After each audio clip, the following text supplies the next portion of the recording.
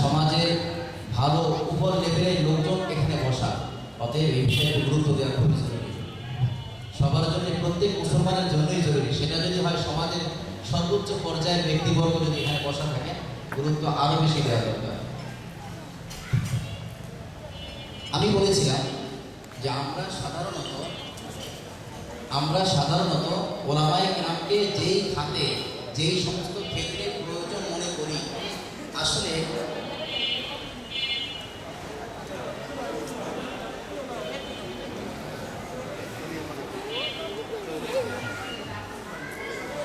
জি হ্যাঁ ঠিক আছে, আমরা ওলামায়ে কেরামকে যেই সমস্ত খাতে, যেই সমস্ত ক্ষেত্রে প্রয়োজন মনে করি, আমি আজকে ব্যতিক্রম বলছি এই কথা যে আসলে ওই সমস্ত ক্ষেত্রে ওলামায়ে কেরামকে না হলেও চলে।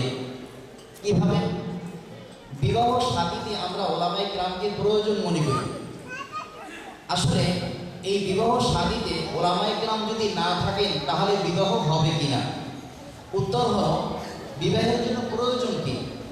ছেলের পক্ষ থেকে প্রস্তাব যাবে বা মেয়ের পক্ষ থেকে প্রস্তাব যাবে, আর বিপরীত পক্ষ গ্রহণ করবে, যাহা কবুল করে নিলাম, এবং মাত্র দুইজন সাক্ষী লাগবে। খুতবার প্রয়োজন নাই, আউযুবিল্লাহ বিসমিল্লাহর কোনো প্রয়োজন নাই, সম্পূর্ণ হয়ে যাবে। তাহলে বিবাহের জন্য খুতবা প্রয়োজন নাই, বিবাহের জন্য প্রস্তাব এবং প্রস্তাব গ্রহণ, যেটাকে ইজাব এবং কবুল বলে, আর সাথে সাক্ষী কয়জন প্রয়োজন? মাত্র দুইজন প্রয়োজন, বাস বিবাহ হয়ে যাবে। কিন্তু আমরা দেখি যে ওলামায়ে কেরামকে খুতবা পড়ার জন্য প্রয়োজন, মসজিদ প্রয়োজন, এগুলো কোনো কিছুর প্রয়োজন নাই। তো একজন সাধারণ মানুষ, তিনিও তো আলেম ছাড়াই এই কাজগুলো করে নিতে পারছেন। এরপরে আসে জানাজা নামাজ।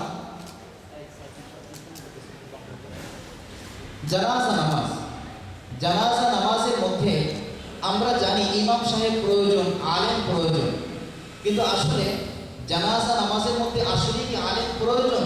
উত্তর হলো যে না, প্রয়োজন নাই। জানাজা নামাজের মধ্যে মাইয়িত, মৃত ব্যক্তির সামনে থাকবে এবং 4 তাকবীর নিয়ত করে নেবে, 4 তাকবীর দিবে, আল্লাহু আকবার, আল্লাহু আকবার, আল্লাহু আকবার, আল্লাহু আকবার, আসসালামু আলাইকুম ওয়া রাহমাতুল্লাহ, আসসালামু আলাইকুম ওয়া রাহমাতুল্লাহ। মাঝখানে কিছুই বলতে পারিনি, তারপরেও তো জানাজা নামাজ হয়ে যায়। তাহলে এখানেও তো কোনো আলেমের প্রয়োজন নেই। তা আলেমদের তো কোথাও প্রয়োজন হচ্ছে না, তাহলে আলেমদের কদর করার অর্থটা কি? আমরা যে আলেমদেরকে বলি যে আলেমদেরকে আমাদের প্রয়োজন, তারা আমাদের মাথার তাজ, আর আজকে দেখতেছি যে আলেমদেরকে কোনো প্রয়োজন হয় না, তাহলে কেন তাদেরকে সম্মান করব? এই বিষয়টা বোঝার জন্য আমাদেরকে যে গুরুত্বপূর্ণ বিষয়টা বোঝা দরকার, সেটা হলো যে একটা মানুষ 2টি জিনিসের দ্বারা গঠিত। কয়টা জিনিসের দ্বারা? 2টা জিনিসের দ্বারা গঠিত। একটা হলো মানুষের আত্মা,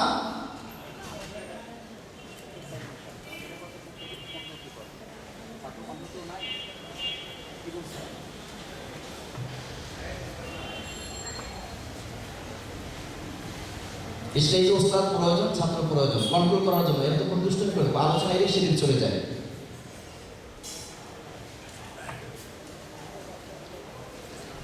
একটা মানুষ খুব, এখান থেকে শুরু, এখান থেকে মানে কথাগুলো শুনলেই হবে।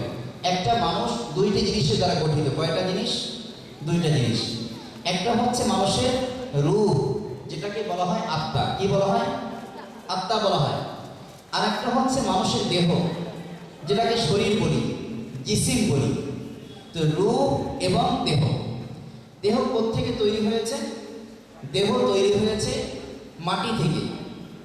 এই আলোচনা এই মসজিদে একবার করেছিলাম। তো দেহ তৈরি হয়েছে মাটি থেকে। তো মাটির তৈরি দেহের খাদ্য দরকার, সে দরকারি খাদ্য কোত্থেকে আসবে? সেটাও মাটি থেকে আসবে। আপনারা জানেন মাঝে মাঝে মোবাইল বা বিভিন্ন ইলেকট্রিক জিনিস দেশের বাহির থেকে আসে, জাপান থেকে আসে, অন্যান্য জায়গা থেকে আসে। এগুলো আসার পরে পার্টস নষ্ট হয়ে যায়। তখন দোকানে যাওয়া হয় যে ভাই আমার এই পার্টস দরকার, কোনো একটা ব্যবস্থা করেন। তারা বলেন যে ভাই এর পার্টসগুলো তো এটা ব্র্যান্ডের মাল, বাইরের মাল, এটা আমাদের কাছে নাই, বাহির থেকে ব্যবস্থা করতে হবে। তো বাহির থেকে ব্যবস্থা করব, সেখান থেকে আসতে হবে।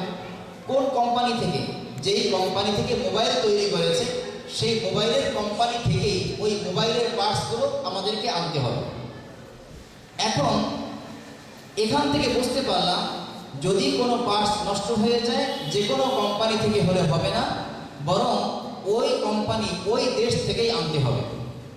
অনুরূপভাবে এই মাটির তৈরি দেহ, এই দেহের যদি কোনো কিছু পার্টস নষ্ট হয়ে যায় সেই জিনিসগুলো ঠিক করতে হবে, তাও মাটি থেকে উৎপাদিত কোনো জিনিস থেকে। মাটির তৈরি দেহের যদি চিকিৎসার প্রয়োজন হয় সেটাও মাটি থেকে উৎপাদিত ভেষজ যে পদার্থ, ভেষজ জিনিস, গাছপালা, তরুলতা ইত্যাদি থেকেই ওই দেহের চিকিৎসা করতে হয়। মাটির তৈরি দেহের খাদ্যের প্রয়োজন হয়, যে যে খাদ্যই খায়, আমাদের দেশে ভাত খায়, কোনো রাষ্ট্রে রুটি খায়, কোথাও অন্যান্য জিনিস খায়, ফল ফ্রুট খায়, ফল ফ্রুট বলি, গাছপালা বলি, তরুলতা বলি, সেই ভাত বলি, গম বলি, ভুট্টা বলি, যত কিছু আছে এগুলো সম্পূর্ণ মাটি থেকেই তৈরি হয়, কথা ঠিক কিনা? তো এই মাটির তৈরি দেহের খাদ্য মাটি থেকে আসে। মাটির তৈরি দেহের যদি চিকিৎসার প্রয়োজন হয় সেই চিকিৎসা কোত্থেকে আসে? সেটাও মাটি থেকে আসে। চিকিৎসা কারা করবেন? কোনো হাতুড়ে ডাক্তার হলে হবে না, এমবিবিএস ডাক্তারের প্রয়োজন। এমবিবিএস ডাক্তার তিনি দীর্ঘদিন পর্যন্ত প্রথম সায়েন্স নিয়ে পড়েন, তারপরে ডাক্তারি বিষয় নিয়ে পড়েন। লেখাপড়া শেষ হওয়ার পরে সে দীর্ঘদিন পর্যন্ত বিশেষজ্ঞ ডাক্তারের নিয়ন্ত্রণে তিনি এখানে ইন্টার্নি করেন, প্র্যাকটিস করেন, তারপরে তিনি চেম্বার খুলে বসেন। এর আগ পর্যন্ত চেম্বার খুললে সরকারিভাবে তার বিরুদ্ধে আইনানুগ ব্যবস্থা নেওয়া হয়।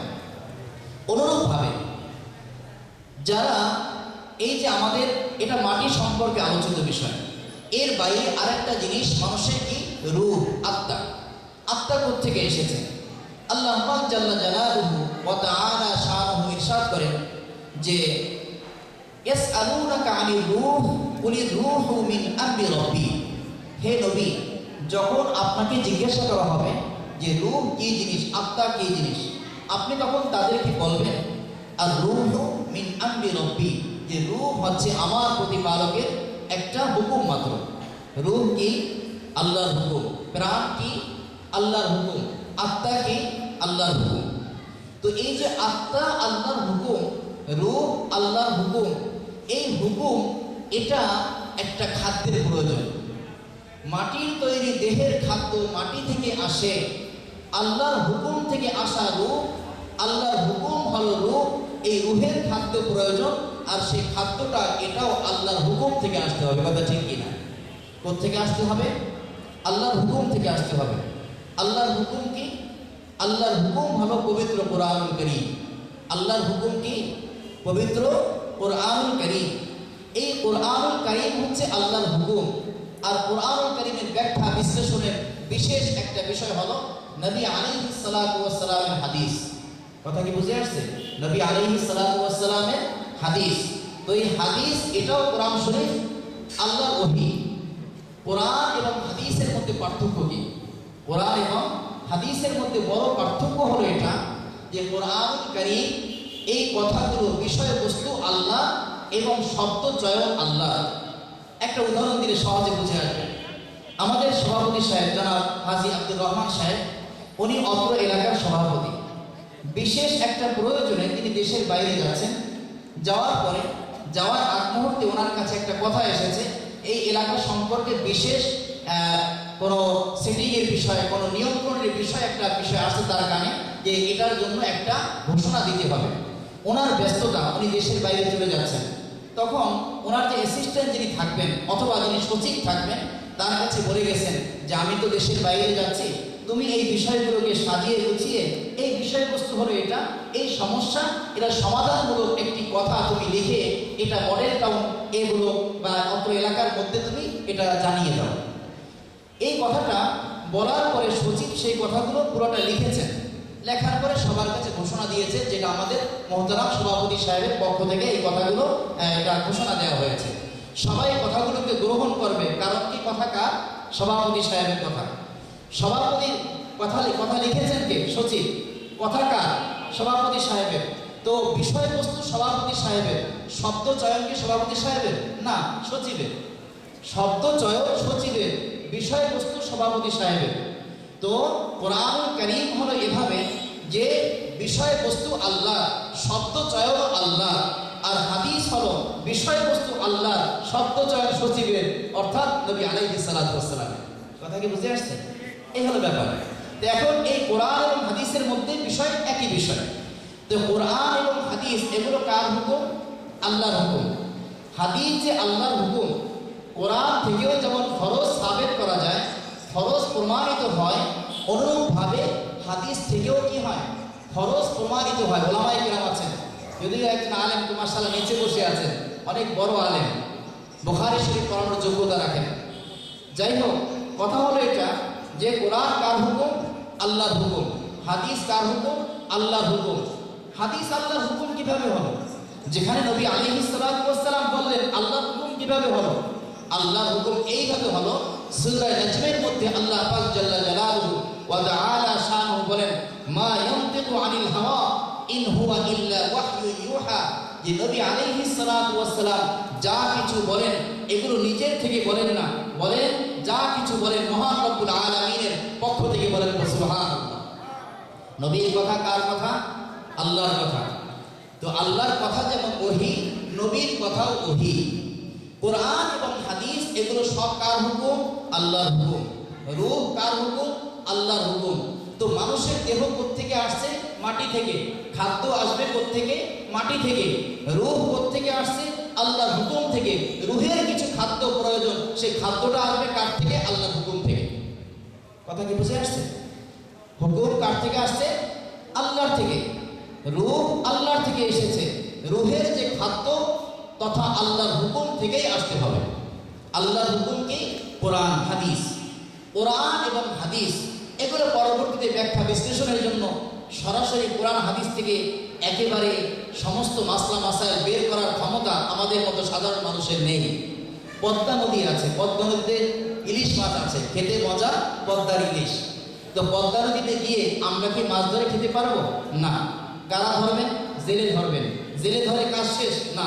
সেখান থেকে আবার ট্রাকে করে যাত্রাবাড়ি নিয়ে আসবে, ওখান থেকে পাইকাররা কিনবে, বউবাজার নিয়ে আসবে, সেখান থেকে আমরা কিনে বাসায় দেবো, সেখানে রান্না করবে, আমরা খেয়ে ফেলবো। এই যে মাছ, সেই মাছ নদী থেকে ধরার মতো ক্ষমতা আমাদের যদি না থাকে, তাহলে কোরআন এবং হাদিসের মতো এত বিশাল মহাসমুদ্র এর মধ্য থেকে মাসলা মাসাইল বের করার মতো ক্ষমতা আমাদের মতো সাধারণ আলেমদের নাই, জনসাধারণ দূরের কথা। কথা কি বুঝে আসছে?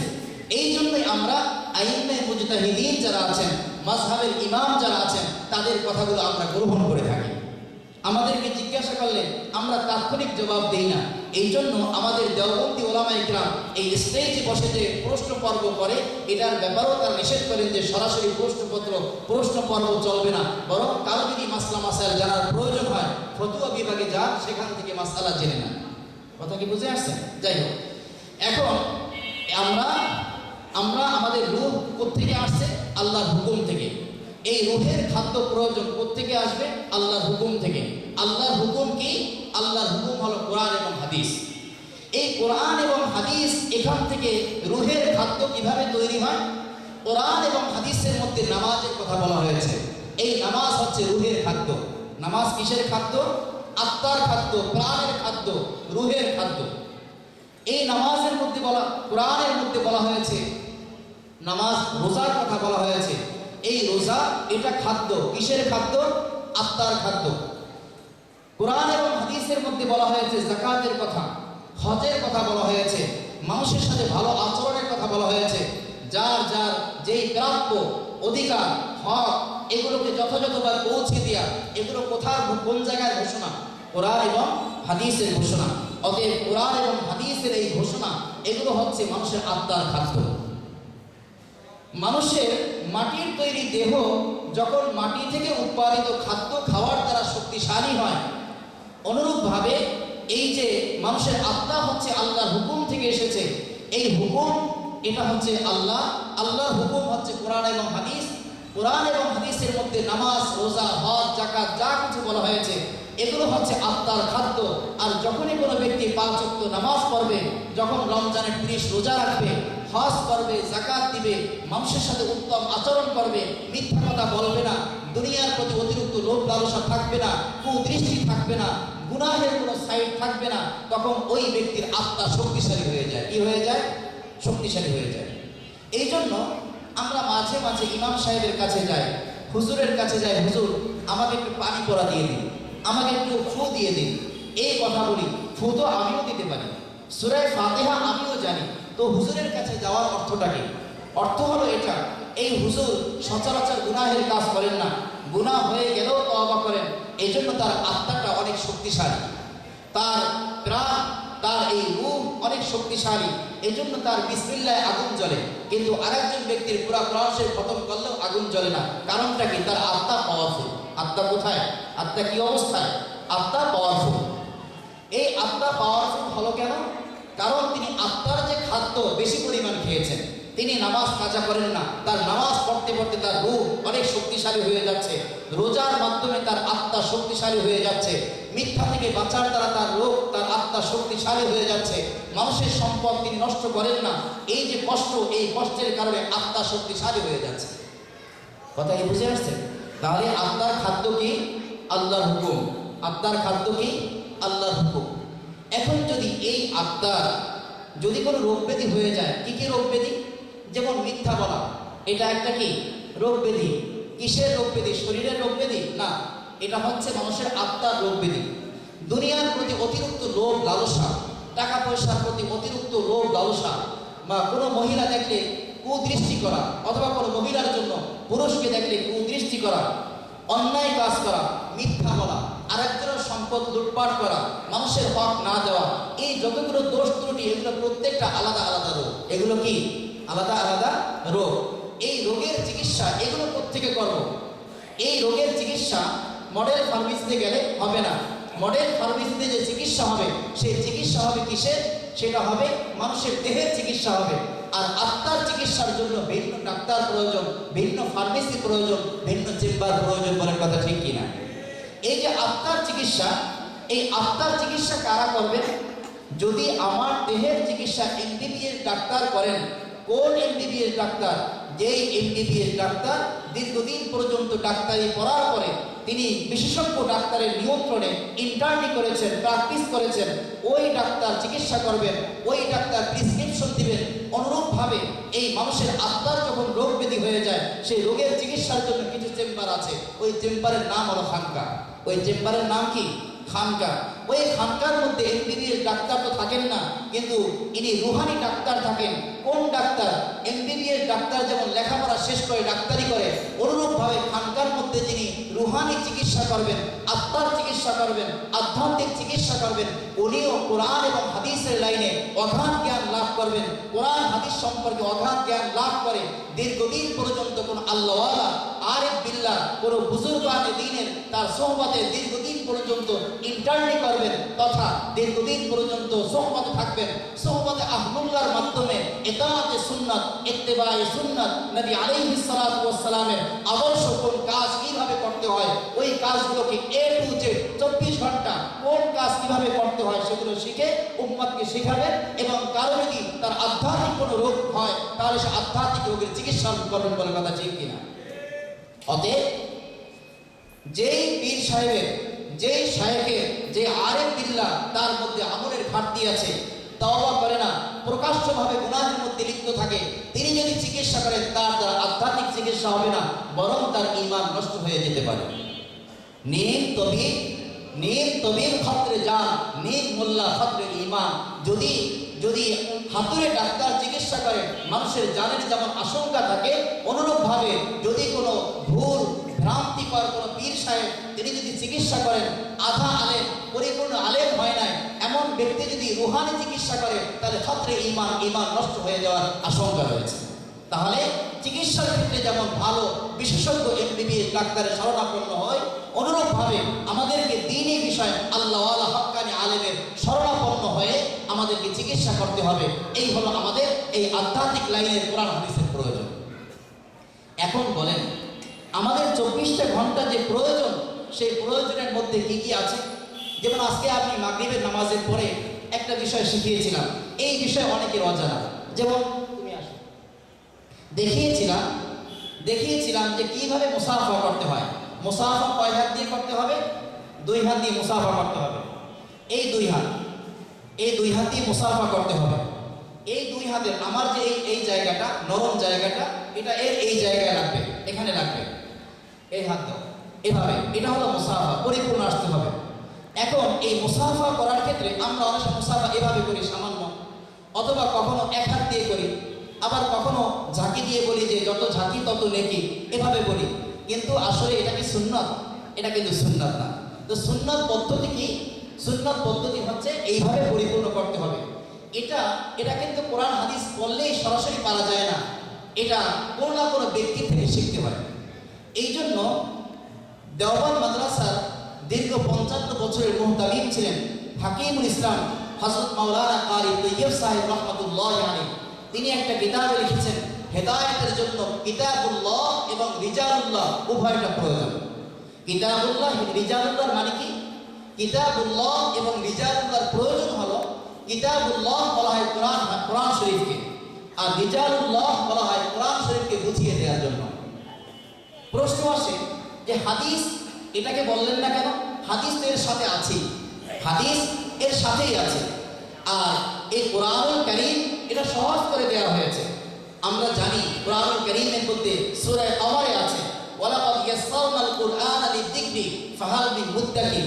কোরআনুল কারীমকে জিকির, আজকার ইত্যাদির জন্য সহজ করে দেওয়া হয়েছে। আমাদের উস্তাদ দেওবন্দ মাদ্রাসার সাবেক শিক্ষক মরহুম হযরত মাওলানা কারি ওসমান মানসুরপুরি রহমাতুল্লাহ আলাইহি, যার ছেলে সৈয়দ সালমান মানসুরপুরি সাহেব দিনজিরা মাঝে মাঝে আসেন, ওসমান মানসুরপুরি সাহেব বলেছেন যে এখানে লেখা আছে ওয়ালাকাদ ইয়াসসারনাল কুরআনা লিযিকরি লা লিল ফিকরি। এখানে জিকিরের জন্য বলা হয়েছে, তিলাওয়াতের জন্য বলা হয়েছে, ইত্যাদির জন্য কোরআনুল কারীমকে সহজ করে দেওয়া হয়েছে। কিন্তু এই কোরআনুল কারীমকে লা লিল ফিকরি, গবেষণার জন্য সহজ করে দেওয়া হয়নি। আমরা ওই আয়াতকে ভিত্তি করে সমাজের মধ্যে বলে ফেলি, বিশেষ করে যে সমস্ত ভাই যারা মাযহাবকে মানেন না, তারা বলে থাকেন যে এই কোরআনুল কারীম এটা তো সহজ, যেখানে হাদিস আছে, যেখানে কোরআন আছে, মুসলিম শরীফের অনুবাদ আছে, হাদিস শরীফের বুখারীর অনুবাদ আছে, অতএব এখানে তো অন্য কিছুর প্রয়োজন নেই। কিন্তু বাস্তব বিষয় হলো যে হেদায়েতের জন্য যেমন কিতাবুল্লাহ জরুরি, কোরআন জরুরি, অনুরূপভাবে কোরআন শরীফকে বুঝিয়ে দেওয়ার জন্য একজন আল্লাহওয়ালা আলেমের প্রয়োজন। কারণ এই যুগে আমরা নবীকে পাইনি, বিশ্বনবী হযরত মুহাম্মদুর রাসূলুল্লাহ সাল্লাল্লাহু আলাইহি ওয়াসাল্লাম এই দুনিয়ায় আমাদের মাঝে এখন নেই। আমরা যদি নবী আলাইহিস সালাতু ওয়াস সালামের আদর্শ মানতে চাই, অবশ্যই সেখানে ব্যক্তির প্রয়োজন, ব্যক্তি আমাদেরকে শিখিয়ে দেবে। উদাহরণ, আল্লাহ রাসূল সাল্লাল্লাহু আলাইহি ওয়াসাল্লাম বলেন, সাল্লু কামা রাআইতুমুনি উসাল্লি, তোমরা নামাজ পড়ো যেইভাবে আমাকে নামাজ পড়তে দেখো। কে বলেছে? হযরত মুহাম্মদুর রাসূলুল্লাহ সাল্লাল্লাহু আলাইহি ওয়াসাল্লাম। একটা মাসআলা বলি, নবী আলাইহিস সালাতু ওয়াস সালামের নাম শুনলে দুরূদ শরীফ পড়া ওই বৈঠকের মধ্যে ওয়াজিব, একবার ওয়াজিব। একবার কি? পুরো জিন্দেগিতে নবীজির শানে একবার হলেও দুরূদ শরীফ পড়া ফরজ। একবার দুরূদ শরীফ পড়া কি ফরজ। আর একটা মজলিসের মধ্যে বসেছি, এই পুরো মজলিসের মধ্যে যতবার রাসূলের নাম বলা হবে, কমপক্ষে একবার হলেও আপনাদের প্রত্যেকে ওই দুরূদ শরীফ পড়া ওয়াজিব। আর যতবার বলা হবে ততবার যদি সাথে সাথে বলেন, তাহলে আপনার মুস্তাহাবের সওয়াব পেয়ে যাবেন। প্রত্যেকবার নবীজির নাম বলার সাথে সাথে দুরূদ শরীফ না পড়লে কোনো গুনাহ হবে না, কিন্তু পুরো মজলিসের মধ্যে একবার হলেও বলতে হবে। একবার যদি না বলেন তাহলে ওয়াজিব তরফের গুনাহ হবে। আর যদি প্রত্যেকবার বক্তা হোক যে কোনো কেউ নবীজির নাম নেওয়ার পরে সাথে সাথে যদি দুরূদ শরীফ পড়ে, তাহলে ওয়াজিব তো আদায় হয়েই যাবে, সাথে সাথে মুস্তাহাবের নেকিও পেয়ে যাবেন ইনশাআল্লাহ। যাই হোক, নবী আলাইহিস সালাতু ওয়াস সালাম বলেন যে সাল্লু কামা রাআইতুমুনি উসাল্লি, যে তোমরা নামাজ পড়ো যেভাবে আমাকে নামাজ পড়তে দেখো। বলেন, আমরা কি নবীজিকে দেখেছি? আমরা দেখিনি। নবীজি কিভাবে হাত উঠিয়েছেন, কিভাবে হাত পেতেছেন, কিভাবে রুকুতে গিয়েছেন, কিভাবে সিজদায় গিয়েছেন, এই সব বিষয় আমরা তো দেখিনি। কারা দেখেছেন? যারা দেখেছেন তারা হচ্ছেন সাহাবায়ে কিরাম। তারা কে? সাহাবায়ে কিরাম। সাহাবায়ে কিরামকেও আমরা দেখিনি। সাহাবায়ে কিরামকে দেখেছেন তাবেঈন, তাবেঈনদেরকে দেখেছেন তাবেঈ তাবেঈন, এভাবে তারা দেখেছেন। এই যারাই দেখেছেন তারা কিন্তু আপনার এরকম করতে করতে আমরা তাদের কাউকেই পাইনি। আমরা পেয়েছি আমাদের উস্তাদ, আমাদের আসাতিজা কিরামকে পেয়েছি। যেমন ধরেন, আমরা এই বিষয়টা খুব গুরুত্ব দিয়ে থাকি। আমি বুখারী শরীফ পড়েছি, হযরত মাওলানা মুফতি সাঈদ